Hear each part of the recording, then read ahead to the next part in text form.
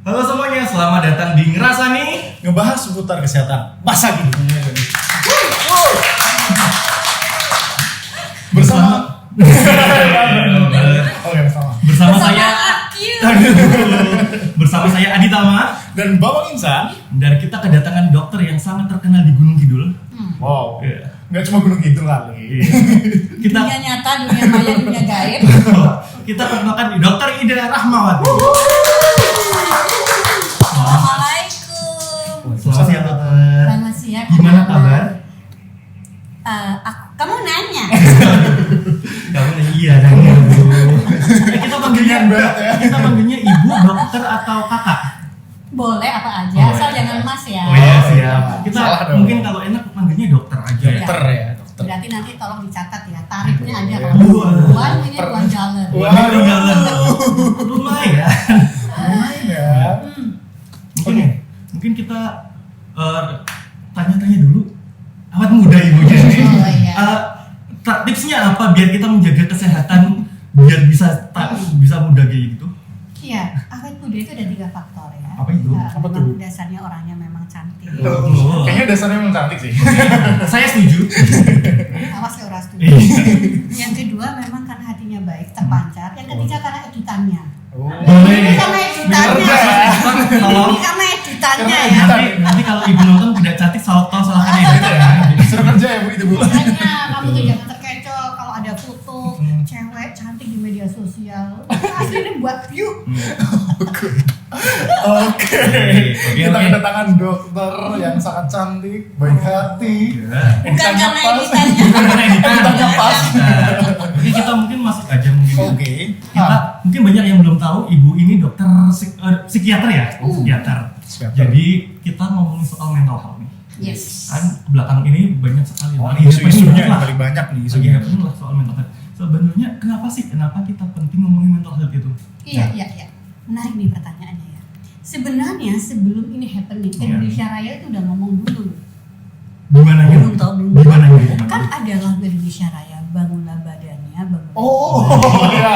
Bangunlah badannya, bangunlah jiwanya. Berarti ini menunjukkan jiwa itu penting. Jadi Yes, kalau jiwa kan bahasa betul. Indonesia ya, kalau mental kan Iya. bahasa Inggris tapi udah di Indonesia kan juga gitu ya. Betul.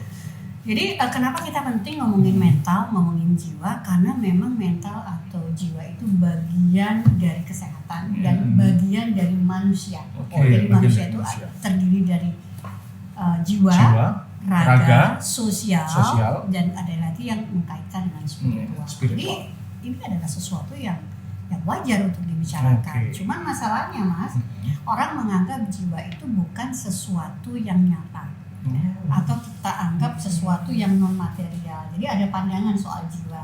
Ada yang mengatakan jiwa itu adalah non material, apa itu yang terkait dengan spiritual, Ya. Oke. apakah terkait dengan ruh. Tapi itu juga tidak salah. Iya. Mereka pasti punya pendapat. Pendapat masing-masing. Tetapi ada juga pandangan bahwa jiwa itu adalah sesuatu yang terkait dengan material, Oke.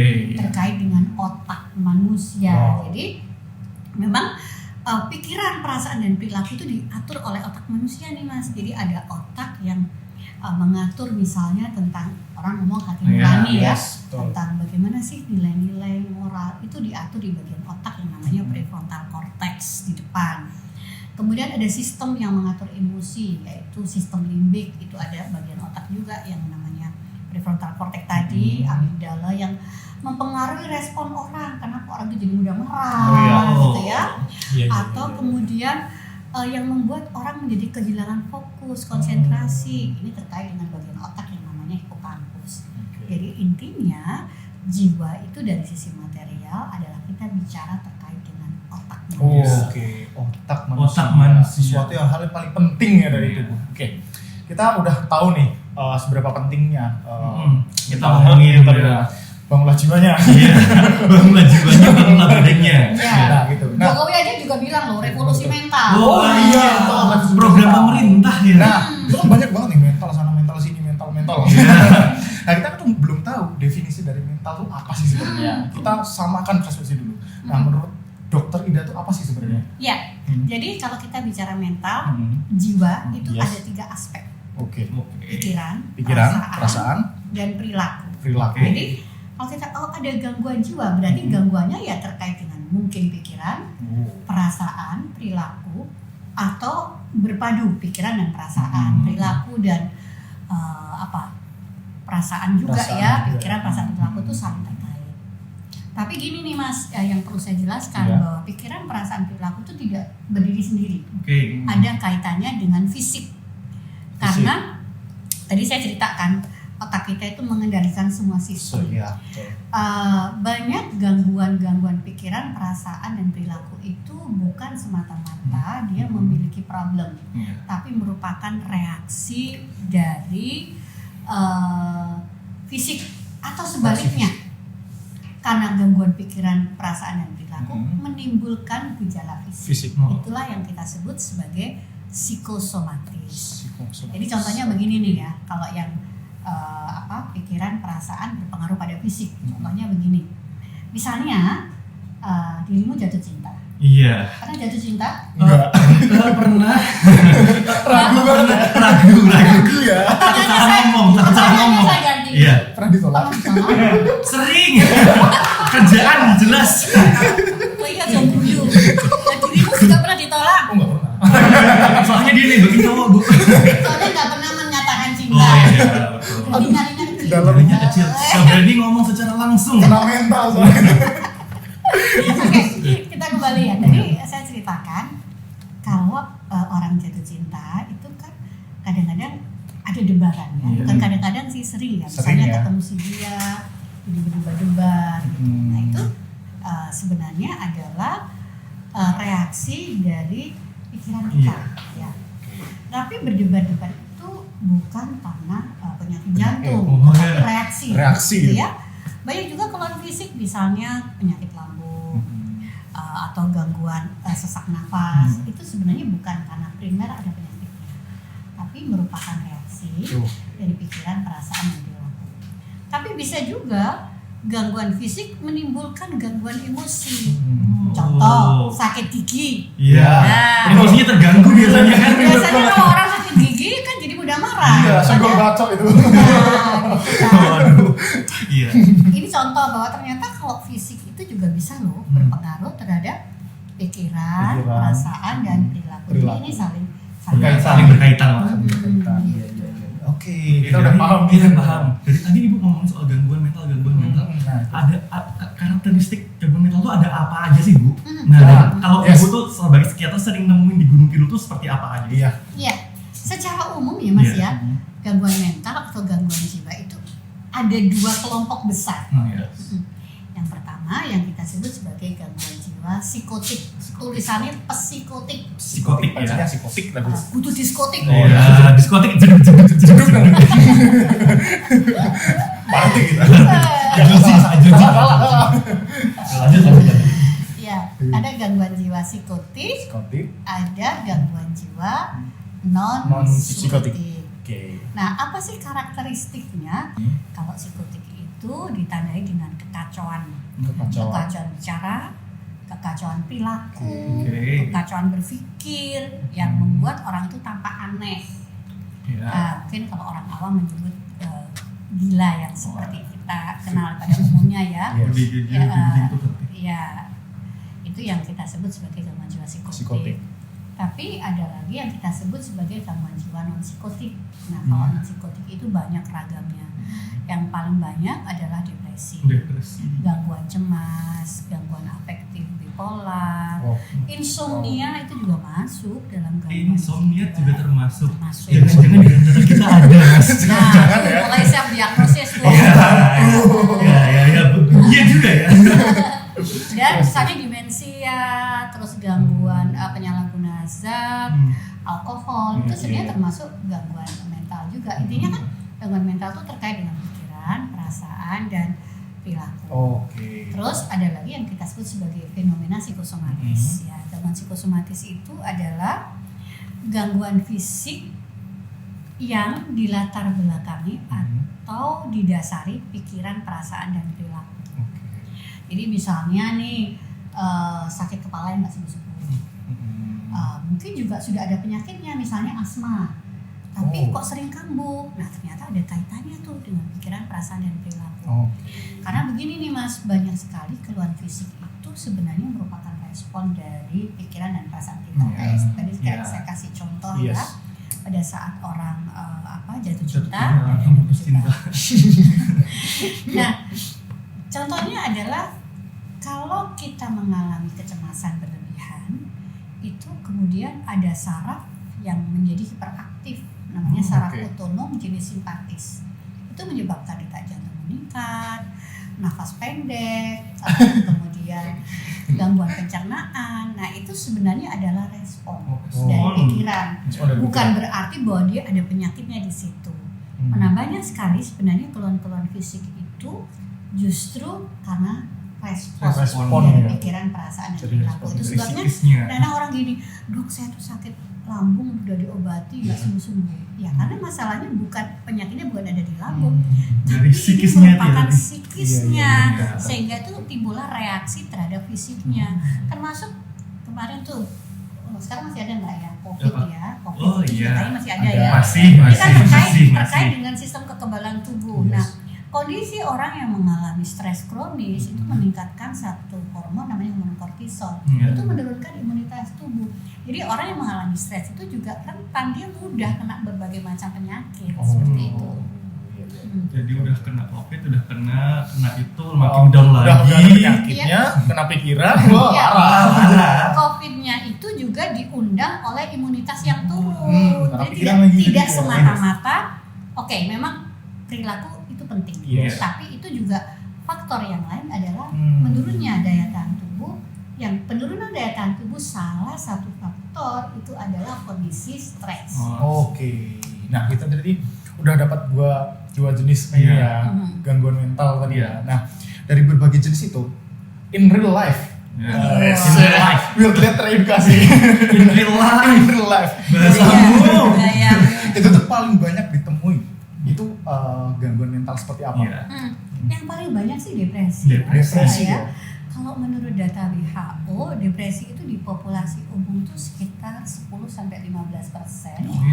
Bahkan pasien yang datang ke rawat jalan, apakah itu di rumah sakit, ataukah itu di mungkin di puskesmas atau di dokter pribadi, itu banyak yang sebenarnya mereka mengalami depresi. Tetapi yang dimunculkan atau yang dilaporkan itu adalah gejala fisiknya. Jadi seperti yang saya ceritakan tadi gitu. Nah, depresi itu kan memang bermacam-macam ya. Ada depresi ringan, sedang, berat. Kalau depresi itu secara umum gejalanya ada 3. Yang pertama, murung, hilang minat, mudah lelah. Itu gejala utamanya. Mudah lelah. Iya. Ada 7 gejala tambahan. Gangguan tidur, gangguan konsentrasi, kemudian gangguan nafsu makan, pikiran tentang masa depan yang suram. Harga diri berat. Kok ada di saya semua? Harga diri rendah, perasaan bersalah atau menyalahkan diri berlebihan, ide kematian sampai percobaan bunuh diri. Tapi bukan berarti bahwa mereka yang ada gejala tersebut pasti depresi. Karena untuk bisa mendiagnosa depresi itu tidak cukup hanya ini. Kita perlu melakukan pemeriksaan secara dan harus ke profesional. Nah, ini nih yang penting kita catat ya. Kondisi depresi berat itu kan ada yang namanya ide kematian sampai pikiran tentang bunuh diri. Nah, salah satu faktor resiko orang melakukan tindakan bunuh diri itu adalah karena depresi. Nah, apapun penyebabnya. Nah, biasanya sih orang kan beranggapan tuh, kamu itu depresi, gangguan jiwa, gangguan mental karena mungkin kurang bersyukur. Kurang doa, agamanya kurang. Udah kamu ibadah aja gitu kan. Betul. Imannya setipis tisu. Bagi 2 itu. Kalau iman lu Mas? Ya gitu. Yang bagi 7. Gitu. Begini. Faktor spiritual religi itu adalah faktor proteksi. Orang yang memiliki spiritual dan religius yang bagus itu relatif dia memiliki ketahanan mental yang lebih baik. Tapi bukan itu satu-satunya faktor. Karena seperti saya bilang tadi, misalnya ketika orang mengalami gangguan mental emosional, apakah itu depresi, schizofren, itu ada kaitannya dengan sistem di otak, Mas. Jadi di otak kita itu ada zat-zat kimia yang mengatur mood seseorang. Oke. Misalnya kenapa orang tuh mengalami depresi gitu ya. Nah, orang tuh yang mengalami depresi itu kan secara biologi karena ada ketidakseimbangan kimia otak namanya serotonin, dopamin, dan norepinefrin. Sehingga kemudian moodnya jadi sedih, pikirannya jadi kacau. Gloomy. Iya. Bius ya. Itu karena ada gangguan pada sistem neurotransmitter atau kimia otaknya. Sehingga pendekatan kita seorang psikiater itu ya tentu kita lihat untuk menyeimbangkan kembali sistem tersebut. Di samping mungkin juga perlu motivasi, perlu edukasi, meningkatkan spiritualitas, itu emang perlu seperti itu. Iya.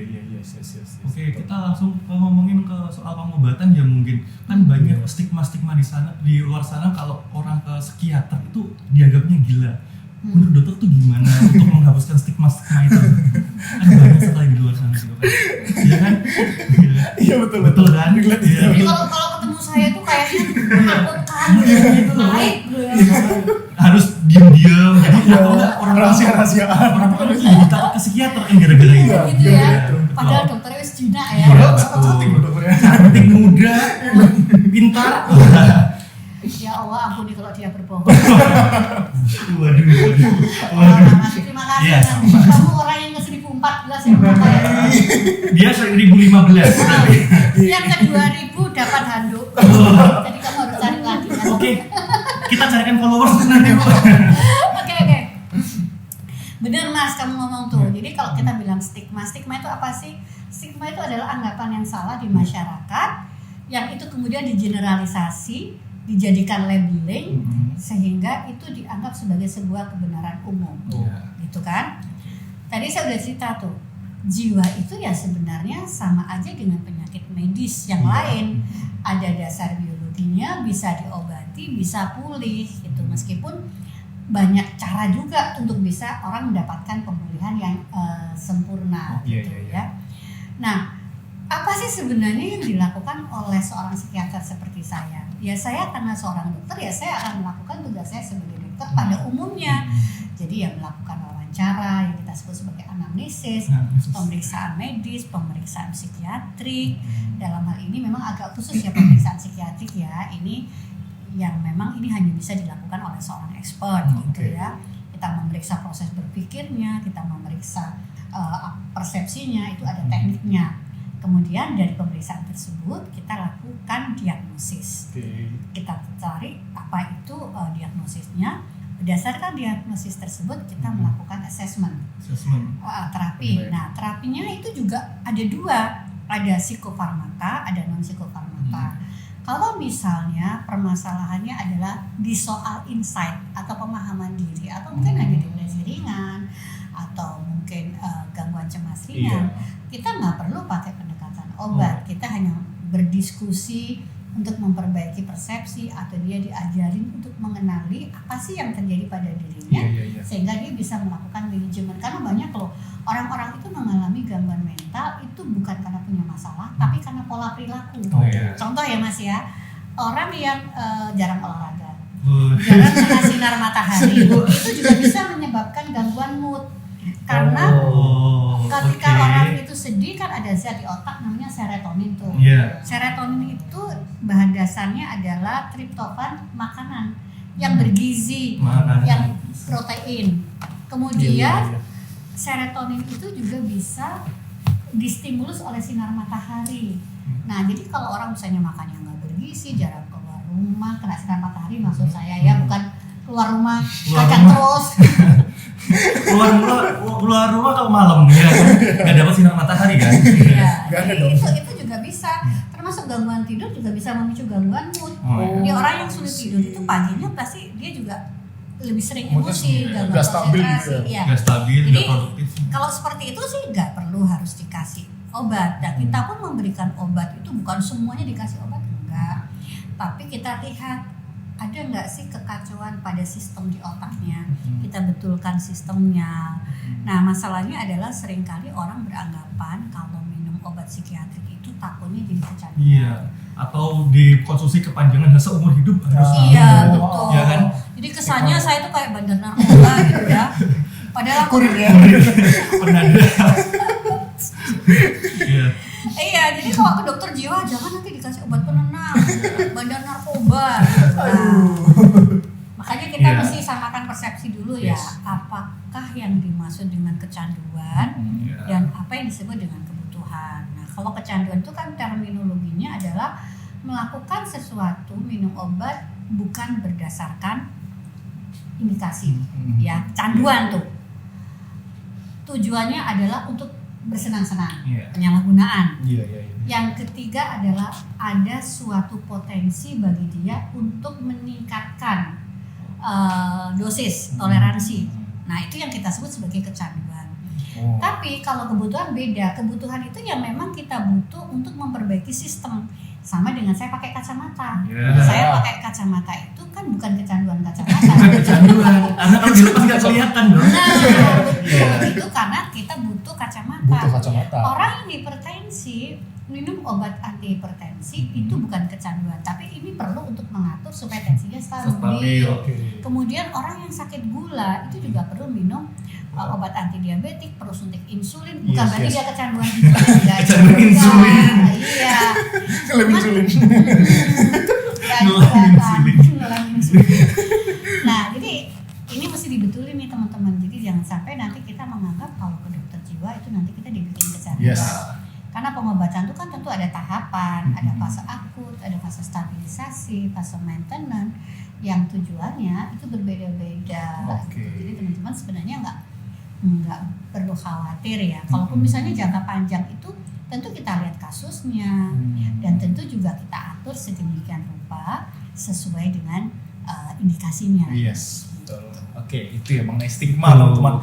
Jangan sampai salah mendeskripsikan bahwa dokter, psikolog atau yang psikiater itu tukang ramal tuh supernatural. Masa kita ke psikiater tiba-tiba suruh pilih kartu tarot gitu kan nggak mungkin kan juga. Mungkin. Nah. Beda, itu beda tempat. Tapi kadang-kadang memang dikira tukang nama, Mas. Soalnya kan kami ini diajarkan terlatih membaca bahasa non-verbal. Oh. Kan bahasa itu ada verbal, Ada verbal, non-verbal, yes. Jadi kayak misalnya kamu grogi gini nih aku bisa baca. Itu bukan meramal, tapi baca bahasa tubuh. Oh, bahasa tubuh. Iya. Iya. Kayak gini nih modelnya, ya kantongnya rada tipis ya ketok. Aduh, ketahuan. Tapi rezekinya banyak ke Amin, amin, amin, amin. Ke depannya. Amin, amin, amin. Nah, abis ini ke depan. Oke. Kita udah POV dari orang yang mungkin katakanlah expert. Nah, ini POV dari orang-orang yang sekiranya memiliki gangguan mental. Itu tuh mereka harus parah apa? Atau katakanlah harus memiliki Melakukan apa gitu ya? indikator atau melakukan apa baru katakanlah ini harus ke Psikiater Iya, harus gitu. gitu. Ataukah ada tanda-tanda sedikit kita harus langsung ke psikiater gitu. atau enggak diperbaiki dulu gitu. Iya, benar-benar. Jadi ini Mas, kita itu sering sekali mengalami namanya romantisasi kesehatan mental, gangguan mental. Wah, apa ya? Ketika kita baca di media sosial mencocok-cocokkan, aku udah mental nih, aku punya gangguan mental. Self-diagnose. Sehingga kemudian melo-melo gimana merasa mengalami gangguan. Jadi bedakan antara reaksi dan gangguan. Jadi kalau reaksi itu kan sesuatu yang wajar ketika ada pencetus. Misalnya kamu putus cinta, kamu sedih, nangis, ya wajar. Wajar. Putus cinta bahagia. Kecuali kalau memang kamu niatnya Ngincer apa tuh? Ngincer apa tuh? Gitu ya, misalnya ya kehilangan HP, senang banget ya. Agak lain. Soalnya mau ganti. Ya, artinya kan ada reaksi. Jadi kalau orang ada masalah, kemudian sedih, ada sesuatu, ada COVID, kita cemas, sebenarnya itu adalah wajar. Yes, Ya, wajar itu sih namanya ya. reaksi. Nah, kapan kita waspada itu ada gangguan? Ada 4 sebenarnya. Yang pertama, apabila itu merupakan pola berulang. Jadi Pola berulang-ulang. berulang. Jadi mungkin seminggu sampai 3 kali sampai 1 bulan. Cemas terus-menerus, nangis, lagi-lagi nangis tiap hari. Sampai berminggu-minggu, berbulan-bulan. Gitu. Mungkin ya ini pola berulang. Terus yang kedua itu adalah adanya disfungsi sosial. Jadi dia menjadi bagaimana dia hubungan interpersonal dengan orang lain terganggu, lingkungan sosial terganggu, itu namanya disfungsi sosial. Terus disfungsi peran, misalnya dia seorang ibu rumah tangga yang harusnya bisa ngurus anak, nah karena gangguan mentalnya atau gangguan emosinya dia nggak bisa ngurus anak, pekerjaannya terbengkalai, itu namanya disfungsi peran. Ya, yang keempat adalah kualitas hidup secara keseluruhan terganggu. Mungkin pertanyaan terakhir Bu, apa yang mau Ibu sampaikan kepada teman-teman yang nonton yang punya gangguan mental mungkin buat bisa tidak takut ke psikiater gitu? Ya, psikiater juga manusia ya. Nah itu loh. Kenapa pada takut gitu loh? Kenapa? Ya ini masalahnya adalah stigma. Ya, Yes. kalau saya sih menyarankan yang paling tahu diri kita kan kita, yang merasa manfaatnya kita. Hidup kita kan tidak disetir oleh pendapat dan pikiran orang. Yes. Ya kalau orang mau ngomong apa ya terserah. Fokus pada apa yang bisa kita kendalikan. Abaikan hal-hal yang tidak bisa kita kendalikan. Yang penting kita tahu ini manfaatnya untuk kita dan tetap mengedukasi, memberikan informasi kepada masyarakat karena banyak orang yang tidak paham soal itu. Oh iya berarti. Nah, menyangkut dengan ini nih bahwa kita masyarakat umum tuh harus menjaga kesehatan mental. Nah, sebenarnya yang paling berwajib untuk katakanlah mungkin promotif kesehatan mental atau lain sebagainya itu ya apa sih? Semuanya ya, karena peduli kesehatan mental itu sama dengan kita peduli kepada diri sendiri. Gitu ya. Mungkin gitu aja ya. Terima kasih kita kepada Iya. Soalnya time-nya udah gitu sama yang belakang ini. Without mental health. Lagi. 1, 2, 3. No health without mental health.